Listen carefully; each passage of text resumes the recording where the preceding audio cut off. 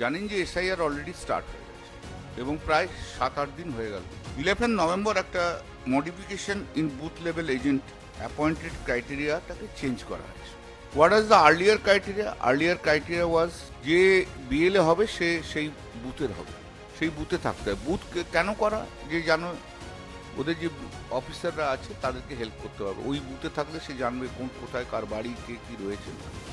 যেহেতু বিজেপি তাদের সেই পার্টিকুলার বুথ থেকে কোনো বিএলএ দিতে পারছে না অধিকাংশ 75%, তাই ইলেকশন কমিশন বিজেপিকে খুশি করার জন্য বিজেপির ফেভারে একটা অর্ডার পাস করেছে।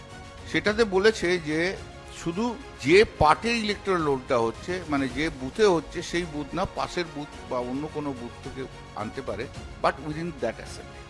দেখুন the stringent condition which was put earlier, stringent condition, সেই কন্ডিশনটাকে ওয়েভ করে দিল, রিল্যাক্স করে দিল শুধু বিজেপির জন্য, to accommodate the BJP, to favour দি।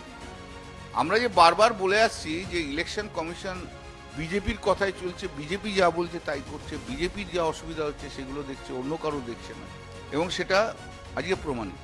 যে কারণে আজকে বেশি করে আমরা আসছি সে কারণটাই হচ্ছে যে যখন আমরা কাজগুলো করছি, যে গাইডলাইন তুমি দিলে, why you have deviated from that guideline? Only to favor Bharatiya Janata Party? Only to make happy Suvendu Adhikari?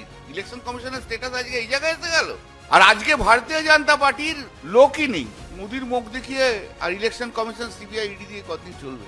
আমরা তো আগে বলেছিলাম যে না, আমরা এত তাড়াতাড়ি আমরা নাম ডিসক্লোজ করবো না।